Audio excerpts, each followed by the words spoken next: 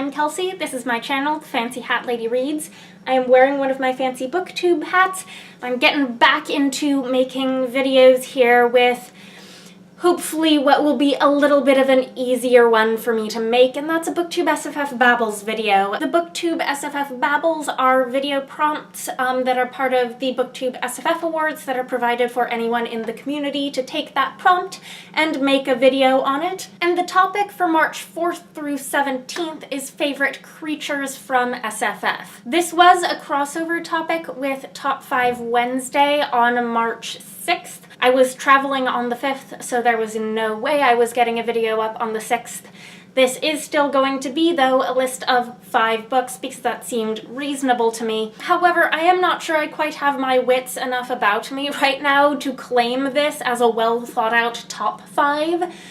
These are just some books with creatures in them, where I think the creatures are cool, I like them, and I think they're worth recommending. The first 2 are actually going to be graphic novels, neither of which I own copies of, but the first and foremost creatures that I thought of for this challenge, and nothing else measures up, are the Tea Dragons from the Tea Dragon Society by Katie O'Neill, which is an all-ages graphic novel. Now, the reasons that for me the Tea Dragons are the best is they're like cats, but magical, and also dragons. They are these itty-bitty, like, cat-sized dragons that there's this whole long-standing tradition of how you take care of them, and they bond very closely with their caretakers, and they grow tea leaves out of the horns on their heads, and when you brew the tea of your tea dragon and drink it, the tea is full of all of the memories of the time you have spent with your tea dragon.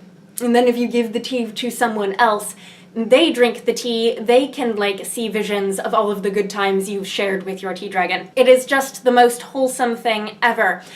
And for me, this is like the epitome of what this prompt sort of means to me. First of all, the tea dragons are definitely animals in this world as opposed to people. This is something where defining what counts as a creature for the purposes of this topic, you come across a lot of iffy gray zones, and it can be very, very hard knowing where to draw that line. Now, the people in the world of the Tea Dragon Society are not all human. Many of them are humanoid, but they're definitely not all human. In fact, most of the main characters in this book are definitely not totally human. But as in our world, there's a pretty clear distinction between who the people are and who the animals are. The second graphic novel I have on this list is also one where this creature is just like the perfect magical pet, and I want one. The Hilda series by Luke Pearson is about a little girl named Hilda in a magical world that's full of all sorts of magical creatures. But she has a pet that is something called a deer fox. Her deer fox's name is Twig.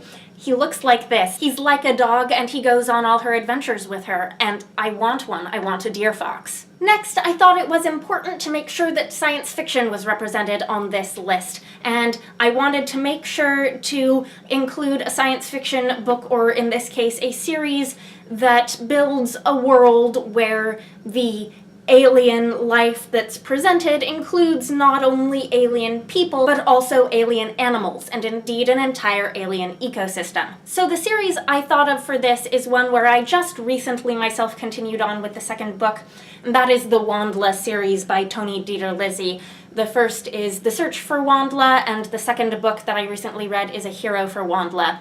Part of the reason these come to mind, and these are middle grade, is because they are so gorgeously illustrated, and you can see what these alien people and creatures and their landscape look like, and it's incredible. So not only do you meet people who look, for example, like this, but also animals like this bird-like critter here, and this enormous guy. And this is a story about a girl named Ava 9 who emerges from the underground sanctuary where she's been raised by a robot, and she has been trained to expect that the outside world is going to be Earth, and that they're going to be earth plants and earth animals out there, and she's going to have to survive in that sort of environment. But instead, she finds this completely alien environment, alien ecosystem, alien people. She also discovers that she can sort of telepathically communicate with the alien creatures and even the plants of this world. And honestly, that is sort of like the vibe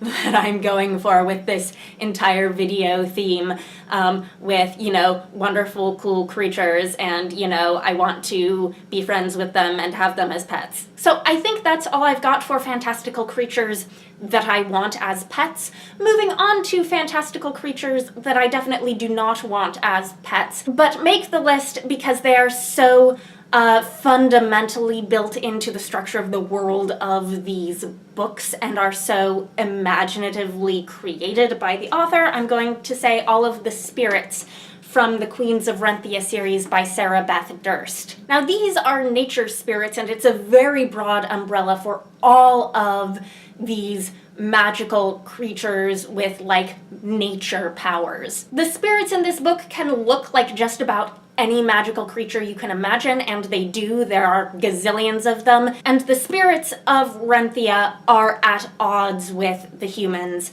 They are the magical nature force of the world. They hate the humans, and they want to destroy them. But the queens of all of these nations have the magical power to control the spirits, to tame them and make them use that nature power to instead build infrastructure for human civilization. The last book I have on this list is here less because I particularly remember it all that clearly. I read it long ago that I really do not, so I'm gonna be struggling here a bit, but it was staring out at me on my shelf and I was like, oh, of course.